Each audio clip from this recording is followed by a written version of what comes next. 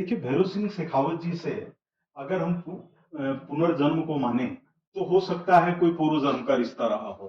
तो क्या नरेंद्र मोदी जी भी मीडिया का क्रिएशन उसी देखा में? उसमें है कि 10 साल तक मैंने कोई ऑफ नहीं लिया। 80 साल के कुंवर सिंह जगदीशपुर में संघर्ष कर रहे थे और गंगा जी में अपना हाथ काट करके फेंक दिया था।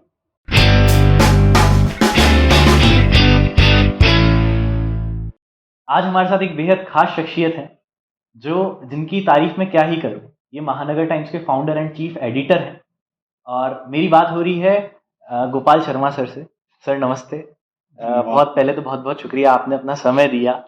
आज से 25 साल पहले आपने एक सपना देखा था, आप एक पत्रकार थे और पत्रकार से आपने एक इतना महान साम्राज्य खड़ा करा। तो इसके पीछे क्या आपकी प्रेरणा क्या थी? देखिए, एक तो इसको महान साम्राज्य नहीं कहना चाहिए। ये एक संस्था है और समाचार पत्र है, समाचार पत्र से जुड़ा संस्थान है। 25 साल पहले मैं एक पत्रकार था, एक्टिव पत्रकार था, और इस तरह का पत्रकार जिसके सामने जान की कोई कीमत नहीं। तो कहीं हम काम करते हैं, उसकी एक सीमा रहती है और हमको खुद करना पड़ता है, अपने हिसाब से करवाना पड़ता है, तो वह कुछ हद तक असीम हो जाता है। तो इसलिए महानगर टाइम्स की शुरुआत करने के पीछे यही तात्पर्य था कि आम आदमी को, पीड़ित आदमी को, गरीब आदमी को, दुखी आदमी को हम न्याय दिलवाने में मददगार साबित हो सकें और उसमें प्रशासन की या दूसरे संस्थान की कोई बाधा नहीं हो। यही सोच करके महानगर टाइम्स 25 साल पहले शुरू किया गया था। सर मैं आपके रजत महोत्सव, जैसा कि अभी बिरला ऑडिटोरियम में हुआ जी। था, जी। मैं उसमें मौजूद था। ये मेरी खुशकिस्मती है, मैं उसमें मौजूद था। उसमें आपकी मैंने डॉक्यूमेंट्री देखी और मैं बहुत इंस्पायर हुआ था। जी। तब आपने आपकी डॉक्यूमेंट्री में ऐसा कहा था कि आपके सामने तीन चेहरे थे। एक आपके पूजनीय पिताजी का, एक कर्पूर चंद पुलिस जी का, और तीसरे राजस्थान के बड़े नेता भैरव सिंह जी शेखावत भैरव का। सिंह जी का। यहाँ से सर मेरा एक सवाल बनता है। आपके पिताजी, क्योंकि सबके पिताजी अपने के आइडियल हाँ होते जी। हैं। जी। जी।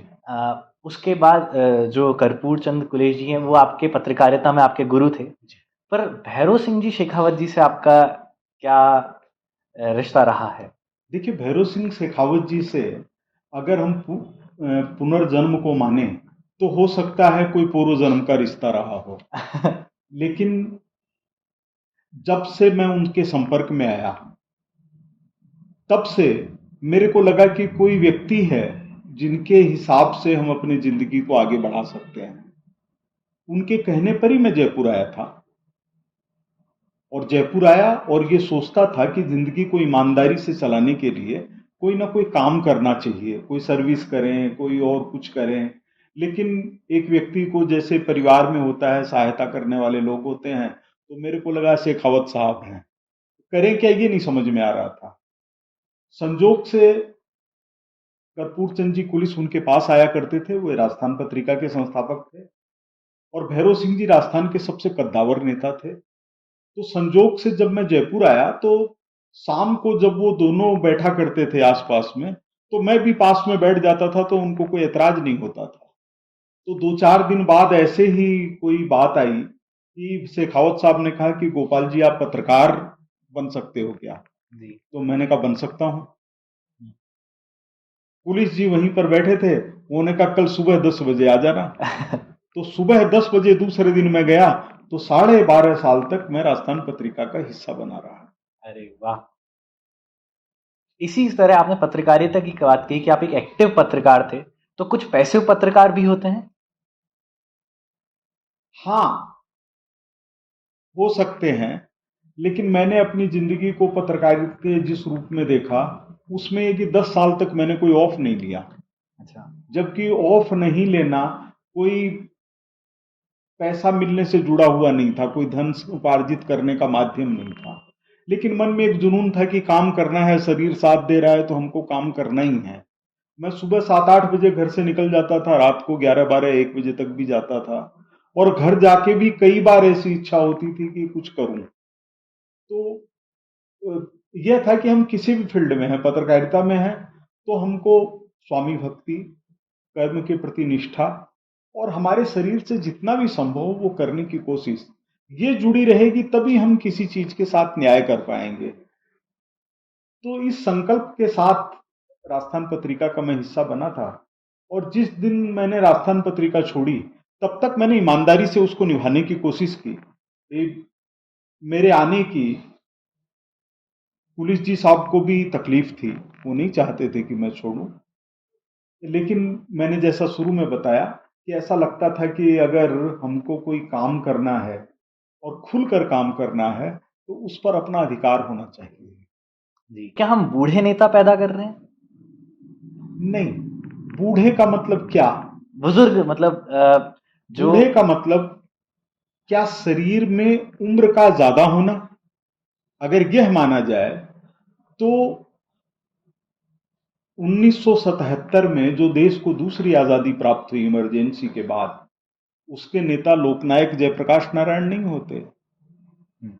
देश की आजादी के लिए भी जिन लोगों ने अगुवाई की, जब बाल गंगाधर तिलक थे तो भी वो एक निश्चित उम्र के थे, महात्मा गांधी थे वो भी उस उम्र में थे, सरदार पटेल आजादी के बाद गृह मंत्री और उप प्रधानमंत्री बने तो भी वो उस उम्र के थे। तो उम्र का मायना नहीं है। जिस समय महारानी लक्ष्मीबाई नौजवानी में झांसी के किले से कूद करके ग्वालियर की ओर बढ़ी, दोनों हाथों से तलवार चलाते हुए और बच्चे को गोद में लिए हुए, उसी समय 80 साल के कुंवर सिंह जगदीशपुर में संघर्ष कर रहे थे और गंगा जी में अपना हाथ काट करके फेंक दिया था। तो उम्र से ज्यादा इसमें महत्वपूर्ण है कि आपका शरीर और मन कितना साथ दे रहा है। अगर कोई व्यक्ति 25 साल का है और वो उस स्थिति में ही नहीं है कि कुछ कर सके, तो हम उसके लिए कुछ नहीं बोल सकते।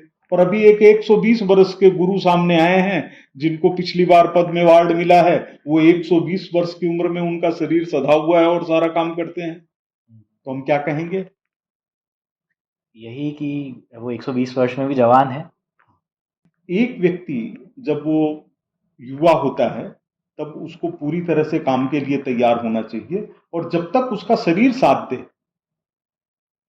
महाभारत काल में भी जब भीष्म पितामह कौरव सेना का संचालन करने के लिए उतरे थे और उनको पहले महारथी के रूप में जब उतारा गया, तो ये तो नहीं देखा गया वो 26 साल के हैं कि नहीं है या 30 साल के हैं कि नहीं है। भीष्म पितामह सबसे बड़े योद्धा थे। तो इसी तरह से उम्र का मतलब क्या है? उम्र का मतलब यह है कि जब शरीर साथ देने से इनकार कर दे, तब आदमी को वानप्रस्थ की तरफ, सन्यास की तरफ, परमार्थ की तरफ पूरी तरह से झुक जाना चाहिए और लोगों को आगे बढ़ाने का काम करना चाहिए। युवा के लिए भी है ये चीज। तो आप युवाओं को पॉलिटिक्स में कैसे देखते हैं? क्या हम भविष्य में कोई युवा नेता देख सकते हैं जो सर्वोच्च पद पे हो हमारे इंडिया के, हिंदुस्तान के? आप मान लीजिए कोई 25 साल का व्यक्ति या 30 साल का व्यक्ति देश का प्रधानमंत्री भी बन जाए, तो हम क्या चाहेंगे कि वो 40 साल तक प्रधानमंत्री रहे? नहीं। अगर 5 7 साल 8 साल 10 साल वो रह भी गया तो 35 40 साल में हम उसको बेकार कर दें, तो क्या करेंगे 40 वर्ष से 70 वर्ष तक या 80 वर्ष तक? तो ये स्वाभाविक है। नेतृत्व, चौधरी देवीलाल किसान नेता हुआ करते थे, वो कहते थे कि नेतृत्व कभी बनाया नहीं जा सकता, ये खुद ही पैदा होता है। नरेंद्र मोदी जी जिस समय प्रधानमंत्री बने 8 साल पहले, 9 साल पहले, तो वो 60 साल की उम्र के थे, अब 70 71 साल के हैं। तो 60 साल की उम्र के अंदर उन्होंने देश के प्रधानमंत्रित्व पद को संभाला। मुरारजी देसाई उनसे ज्यादा उम्र के थे, लेकिन मुरारजी देसाई भी जब प्रधानमंत्री बने थे तो उनको किसी का सहारा लेने की जरूरत नहीं पड़ती थी। तो उम्र का महत्व है, वो ये है कि एक समय के बाद जब व्यक्ति को ये लगे कि उसका शरीर साथ नहीं दे रहा है, तो उसको खुद ही दूसरों को आगे लाने की कोशिश करनी चाहिए और विराम की तरफ बढ़ना चाहिए। सर, बढ़ते सोशल मीडिया के ट्रेंड में आज हम देखते हैं कि कोई भी एक दिन में चीज़ वायरल हो जाती है और दूसरे दिन फिर उसका क्रेज़ खत्म हो जाता है। तो इसको आप कैसे देखते देखिए, यह समय के ऊपर है। समय की अपनी गति होती है। हमको याद होगा कि जब अन्ना का आंदोलन हुआ तो सारे देश के अंदर करोड़ों नौजवान अन्ना जी के लिए भी सवाल था मेरे पास। मोमबत्ती लेकर के सड़कों के ऊपर उतर आए, जगह जगह प्रदर्शन करते थे, भ्रष्टाचार के खिलाफ लड़ाई करने की बात करते थे, भ्रष्टाचार के समाप्ति की बात करते थे। लेकिन वह क्या साबित हुआ? अगर इतिहास के लंबे काल को ध्यान में रखें तो एक बुलबुले की तरह से। लेकिन क्या अन्ना आंदोलन ही भ्रष्टाचार की समाप्ति का प्रतीक था? नहीं, भ्रष्टाचार की समाप्ति यह भारत के संस्कारों में है।